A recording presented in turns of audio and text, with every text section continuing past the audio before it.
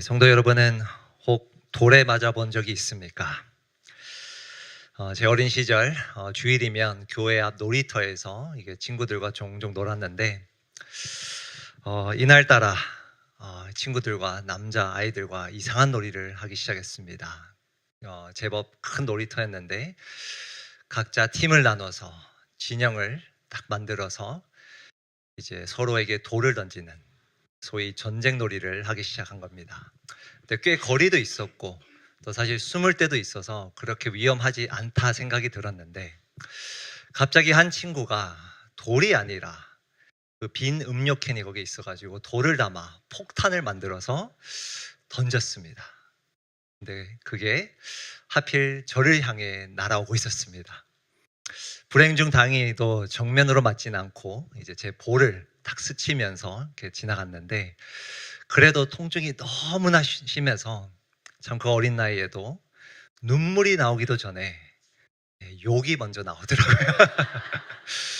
그래서 시원하게 한마디 욕을 그 친구를 향해 딱 날렸는데 그 한마디의 욕이 그렇게 파장이 클 줄은 몰랐습니다. 다음 주일에 교회를 갔는데 저를 향해 보는 시선이 다 달라지는 듯한 그 느낌을 받았습니다. 사실 모든 성도님들이 알고 그런 것은 아니었지만 괜히 제 마음에 찔려서 사람들이 나를 다 다르게 바라보고 있구나 이런 마음에 어린 나이에 인생 처음으로 깨달았습니다. 돌보다 말이 무섭구나.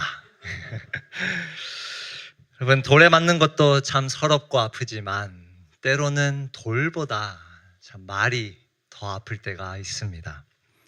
그런데 오늘 본문에 보니 돌도 맞고 저주도 받은 한 사람이 등장합니다. 그 자는 바로 다윗 왕입니다. 오늘 본문은 우리가 저주 앞에서 어떻게 반응해야 하는지 이 다윗의 모습을 통해 일러주고 있습니다. 우리가 요즘 큐티하는 것처럼 다윗은 자신의 아들 압살롬에 의해 자기 왕위를 빼앗기고 예루살렘에서 도망을 나옵니다. 그가 도망자 신세가 된 것은 처음은 아니었지만 왕의 자리에 오른 후에 겪은 일이라 아마 그의 마음의 상심은 더욱 컸을 겁니다. 그의 자리를 아들에게 빼앗긴 것만으로도 상심이 컸을 터인데 오늘 본문을 보니 엎친 데 덮친 격으로 한 사람에 의해 저주까지 받습니다. 5절입니다. 다윗 왕이 바울임의 이름에 거기서 사울의 친족 한 사람이 나오니 게라의 아들이요 이름은 시므이라. 그가 나오면서 계속하여 저주하고 그가 바울임이라는 곳에 도착했을 때 사울의 친족이라 소개되는 이 시므이라는 자가 다윗을 향해 저주를 합니다. 한 번이 아니라 계속해서 저주를 합니다. 뭐라고 저주하는가? 7절 말씀입니다. 시므이가 저주하는 가운데 이와 같이 말하니라. 피를 흘린 자여 사악한 자여 가거라 가거라.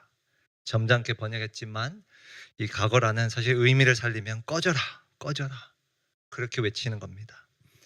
그런데 그 말 이전에 두 가지 표현을 주목해 보십시오. 피를 흘린 자요 사악한 자요. 시므이는 왜 이런 말로 다윗을 저주했을까요? 8절에 그 설명이 나옵니다. 사울의 족속의 모든 피를 여호와께서 내게로 돌리셨도다. 그를 이어서 내가 왕이 되었으나 여호와께서 나라를 내 아들 압살롬의 손에 넘기셨도다. 보라, 너는 피를 흘린 자이므로 화를 자초하였느니라 하는지라. 다윗이 왕위에 올랐을 때 그 과정 속에서 사울의 집안을 향해 휘둘렀던 그 칼이 이제 마땅히 다윗에게 돌아왔다고 하나님께서 그 피를 너에게 돌리셨다 시므이는 저주합니다. 그런데 이 저주를 듣고 있는 다윗에게는 피를 흘린 자여 사악한 자여라는 이 말은 또 다르게 들려왔을 겁니다. 다윗의 심정으로 이 말을 한번 들어보십시오.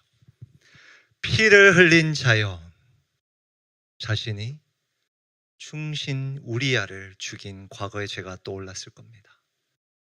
사악한 자여, 자신이 그 충신 우리야의 아내를 범한 사악한 죄가 떠올랐을 거예요.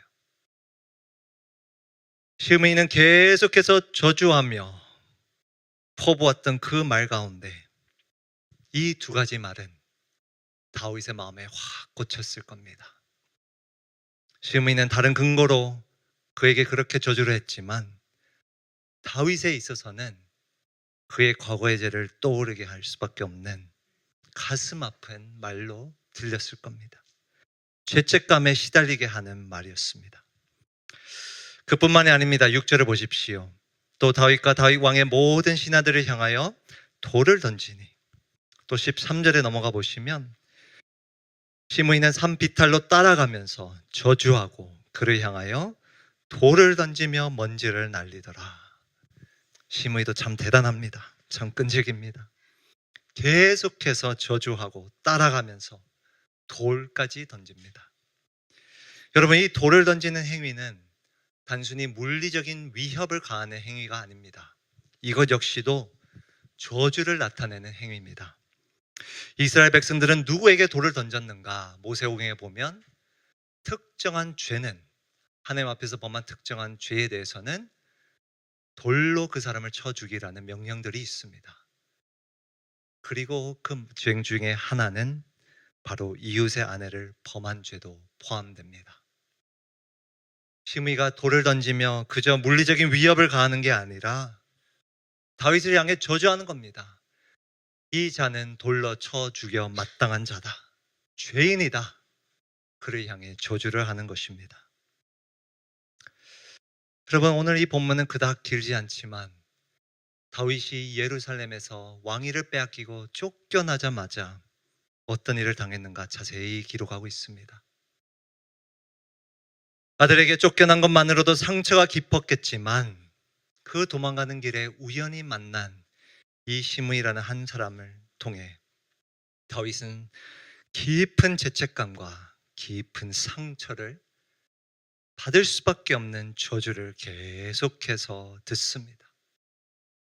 아니, 차라리 그 말이 루머라면, 사실이 아니라면 그저 무시라도 할 수 있는데 마음에 확 꽂히는 말, 과거의 죄를 연상케 하는 그런 말 속에서 다윗은 저주를 당합니다.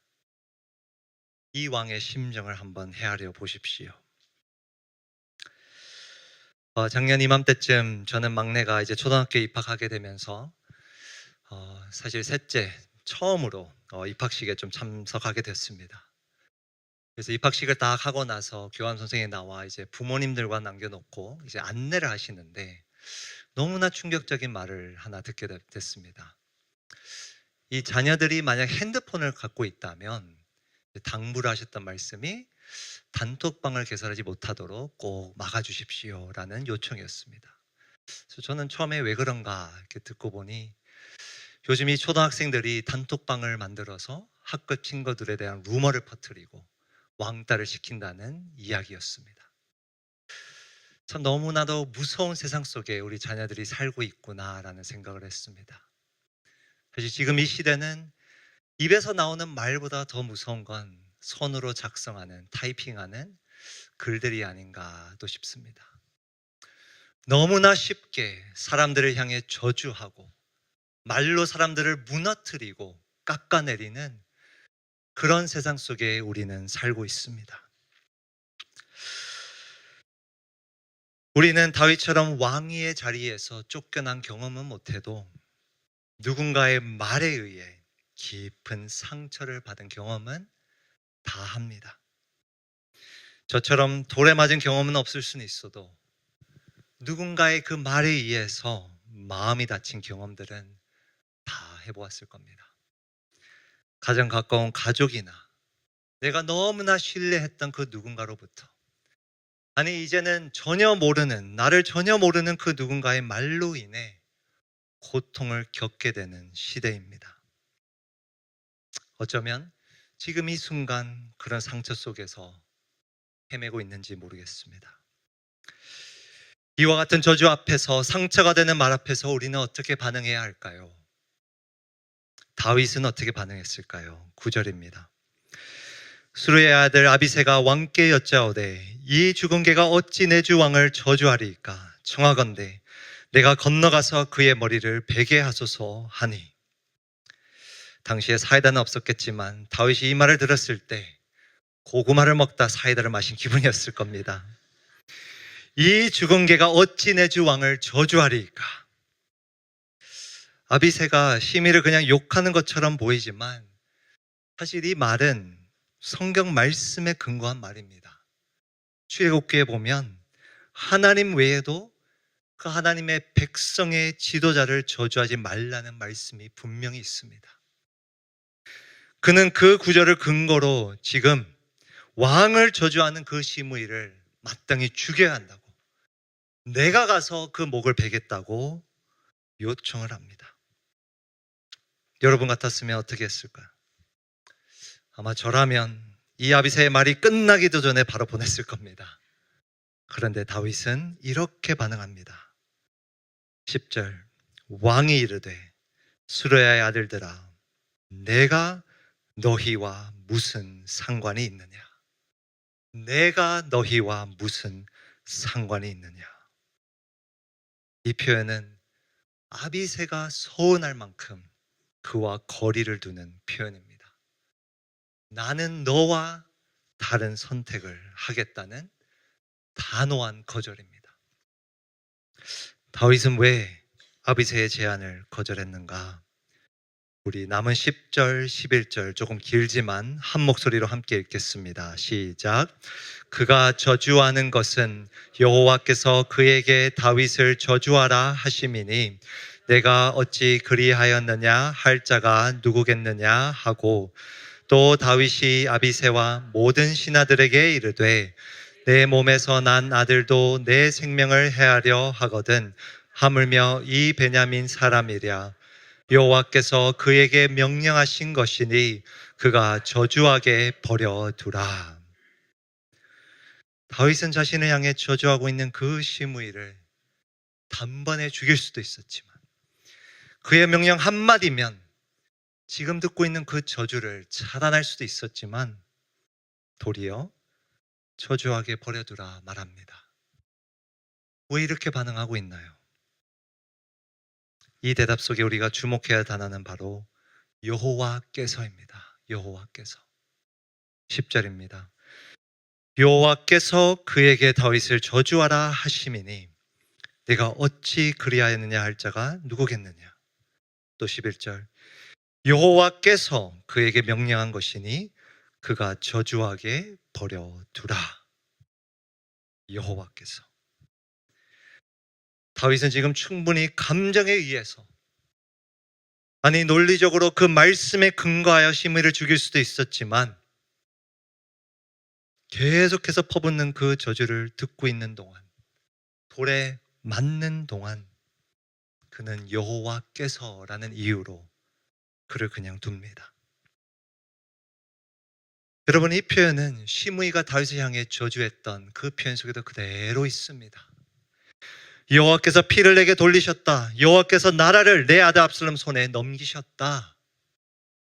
다윗은 그의 말을 그냥 흘려듣지 않은 것입니다. 오히려 여호와께서 시므에게 너를 저주하라 하셨으니 그에게 뭐라 할 사람이 누가 있겠냐라고 반응합니다. 이 말씀만 보면 다윗이 과거의 죄에 매여서 죄책감에 시달려서 현상에 매몰되어 절망하는 말로 들릴 수 있겠지만 12절까지 우리가 읽어보면 단순히 그런 마음이 아님을 알 수 있습니다. 12절. 혹시 여호와께서 나의 원통함을 감찰하시리니 오늘 그 저주 때문에 여호와께서 손으로 내게 갚아주시리라 하고, 여러분, 다윗의 이 대답 속에 여호와께서 여호와께서 여호와께서 계속해서 반복합니다. 어떤 의미인가요? 그는 저주를 당하고 마음에 죄책감을 심어주는 그 말 속에서도 가장 먼저 여호와 하나님 앞에 서 있었습니다. 다윗은 시므이의 그 저주를 자신의 힘으로 막거나 무시하지 않고 저주하는 그의 입술을 통해 혹 하나님께서 하시는 말씀이 없는가를 겸허한 마음으로 돌아보았습니다. 이 저주가 자신의 죄에 대한 하나님의 말씀이라면 기꺼이 받아들일 마음이 있었습니다. 그리고 동시에 자신의 원통함을 감찰하시는 그 여호와 하나님께 모든 상황을, 지금의 상황을 다 맡겨드렸습니다.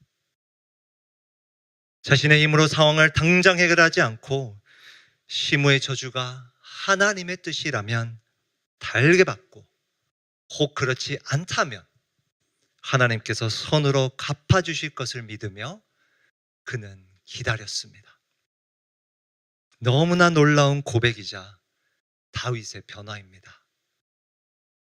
여러분, 11장의 다윗의 모습을 다시 떠올려 보십시오. 그가 우리아의 아내 바세바를 취한 후에 어떻게 했나요? 자신의 죄를 덮으려고 자신의 힘으로 그 상황을 모면하려고 더 큰 죄악을 저지릅니다. 우리아를 죽이기까지 합니다. 그랬던 다윗이 오늘 본문에서는 철저하게 하나님께 모든 판단을 맡깁니다. 그야말로 말 한마디면 저주하는 시므이를 단칼에 없앨 수도 있었지만 성경에 근거하여 그를 마땅히 죽일 수도 있었지만 자신의 힘으로, 자신의 판단으로 지금의 이 상황을 해결하지 않고 도리어 지금 이 상황을 다 보고 계시는 하나님께 모든 것을 맡겨드립니다. 오늘 본문 마지막 구절입니다. 왕과 그와 함께 있는 백성들이 다 피곤하여 한 곳에 이르러 거기서 뭐하니라? 쉬니라. 오늘 본문의 마지막 단어는 쉬다, 쉼입니다. 쉼. 사실 개역개정에서는 모두가 피곤하여 모두가 그곳에 이르러 쉬었다 이렇게 번역하지만 원어를 보면 이 마지막 쉬다의 동사의 주체는, 주어는 다윗입니다. 그래서 어떤 성경은 그 쉬다라는 표현 앞에 거기서 다윗이 쉬니라 라고 아예 번역도 해놨습니다. 물론 당시에 다윗과 함께했던 모든 자들이 거기에 이르러 함께 쉬었겠지만 오늘 말씀은 특별히 다윗에게 하나님이 쉼을 주셨음을 강조하고 있습니다. 이 모든 일 끝에 저주를 당한 이후에 하나님께서는 피곤한 다윗에게, 고통스러워하는 다윗에게 쉼을 허락하신 것입니다. 다윗의 말처럼 하나님은 그의 원통함을 보시고 그를 쉬게 하신 것입니다. 저주 앞에서, 상처되는 말 앞에서 우리는 어떻게 반응해야 할까요? 조금 길지만 오늘의 말씀을 한 줄로, 한 문장으로 요약해 보았습니다. 우리 함께 읽겠습니다. 시작. 사람의 말이 아닌 하나님 앞에서 나를 돌아보고 모든 상황을 지켜보시며 선으로 갚아주실 하나님께 판단을 맡기라. 사람의 말이 아닌 하나님 앞에서 나를 돌아보고 모든 상황을 지켜보시는, 선으로 갚아주실 그 하나님께 판단을 맡기는 것이 우리가 저주 앞에서 반응해야 할 모습입니다. 어린 시절 제가 그 돌에, 그 음료캔에 폭탄을 맞은 후 침묵을 할 수 있었다면, 입을 꼭 다물 수 있었다면 얼마나 좋았을까. 사실 지금도 후회가 됩니다. 사실 말은 우리 입에서 너무나 쉽게 나옵니다. 그래서 누군가가 나를 저주했을 때, 말로 상처를 주었을 때 우리 역시 너무나 쉽게 말로 되받아칩니다. 그런데 다 경험해 봐서 알지만 잠시는 후련할지 몰라도, 속 시원할지 몰라도 결국 남는 것은 후회와 상처뿐입니다. 그러나 우리가 다윗처럼 나의 원통함을 감찰하시는 그 하나님을 기다릴 수 있다면, 지금의 상황을, 판단을 하나님께 맡겨드린다면 당장은 마음이 아파도, 당장은 힘이 들어도 그 길 끝에는 후회와 상처 대신 하나님이 주시는 쉼이 분명히 있을 것입니다. 저주 앞에서 반응하는 이 왕을 보며 우리는 이 사실을 꼭 기억해야 합니다. 하나님은 때로는 사람의 말을 통해서, 심지어 저주하는 말을 통해서 말씀하실 때가 있습니다. 그 말이 내 마음에 불편하다고, 상처가 된다고 그냥 무시해버린다면, 내 힘으로 없앤다면 하나님의 그 경고를, 메시지를 듣지 못할 수가 있습니다. 이 왕처럼, 다윗처럼 그 말이 아플지라도 하나님의 책망을 내가 달게 받겠습니다. 그 말 속에서 하나님의 뜻이 있다면 내가 듣겠습니다. 우리는 그 저주 앞에서도 하나님 앞에서 나를 돌아볼 수 있어야 합니다. 그리고 동시에 누군가의 저주로 인하여, 그 말로 인하여 지금 깊은 상처에 빠져 있다면 하나님께서 나의 그 원통함을 보고 계시다는 그 사실도 잊지 말아야 합니다.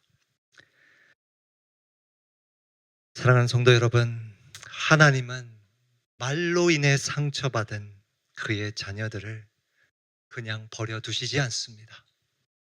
다 보고 계시고 다 듣고 계시고 그분의 때에 그분의 방식으로 우리가 받는 그 저주를 선으로 갚아 주실 것입니다.